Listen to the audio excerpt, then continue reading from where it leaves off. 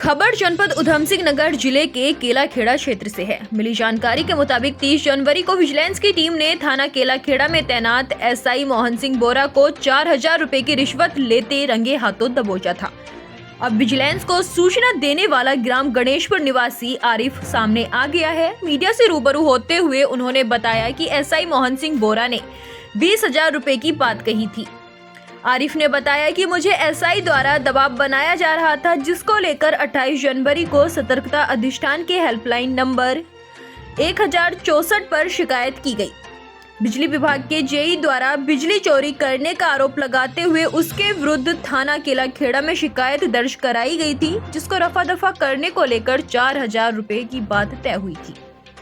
थाना केलाखेड़ा में तैनात दरोगा मोहन सिंह बोरा को शिकायतकर्ता से 4,000 रुपए की रिश्वत लेते हुए थाना केलाखेड़ा के पास से रंगे हाथों गिरफ्तार कर भ्रष्टाचार निवारण अधिनियम के तहत प्रकरण दर्ज किया गया था।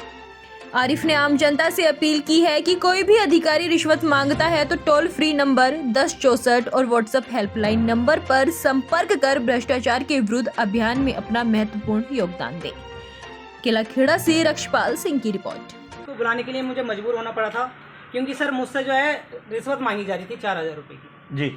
शुरू में मुझसे 20,000 रुपये की डिमांड की गई थी, लेकिन मैं 20,000 रुपये नहीं दे सकता था और मैं पैसे नहीं दे सकता। पैसे दे देना, तो मैंने कहा सर ठीक है बात करते हैं, फिलहाल अभी मेरे पास पैसे नहीं है। मैंने उनसे टाइम ले लिया, मैंने कहा जब मेरे पास पैसे होंगे मैं आपको दे दूंगा।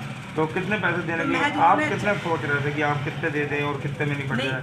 अगर मुझे नहीं लगता मैं कितने दे सकता था, कितने दे सकता था, क्योंकि वो विद्युत विभाग का मैटर था। मेरी तो ये सोच थी कि मैं बिजली विभाग से जाके बात करूंगा, वहाँ से निपटाऊंगा, ना कि मैं पुलिस के थ्रू निपटाऊंगा, क्योंकि पुलिस का और मेरा कोई मैटर नहीं था।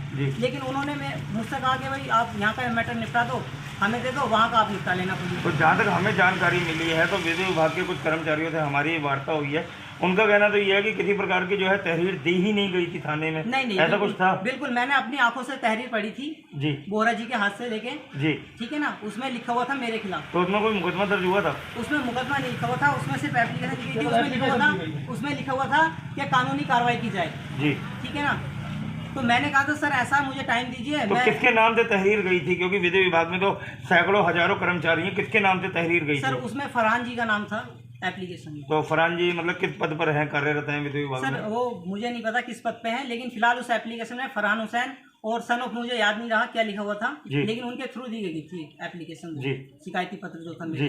तो मैं आपको बताऊं, थोड़ी बहुत जानकारी मैं भी रखता हूँ क्या कहाँ पे क्या होता है क्या नहीं होता है। तो मुझे लगा शायद ये मैटर ऐसे नहीं निपटेगा।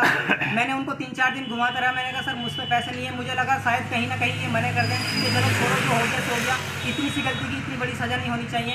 लेकिन वो नहीं माने, उन्होंने कहा नहीं जी आप पैसे दे दो मैटर निपट जाएगा।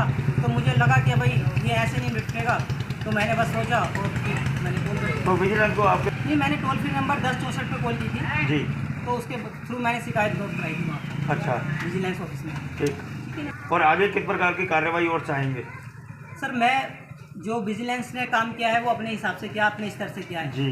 ठीक है, आप कितने संतुष्ट हैं? क्योंकि शिकायत करता आप हैं सर जी। उन्होंने जिस मैटर हिसाब से काम किया है बहुत जल्दी कार्रवाई की थी उन्होंने। मैंने 28 जनवरी को कंप्लेंट की थी जी, और उन्होंने 2 से 3 दिन में मैटर निपटा दिया था जी। तो मैं तो उनसे संतुष्ट हूँ।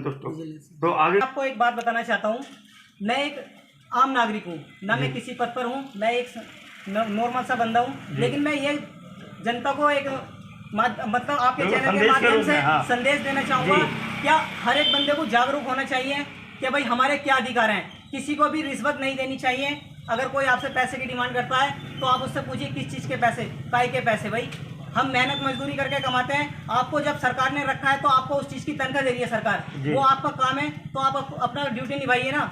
तो अलग से फिर डिमांड क्यों की जाती है पैसे की? क्योंकि सबसे बड़ी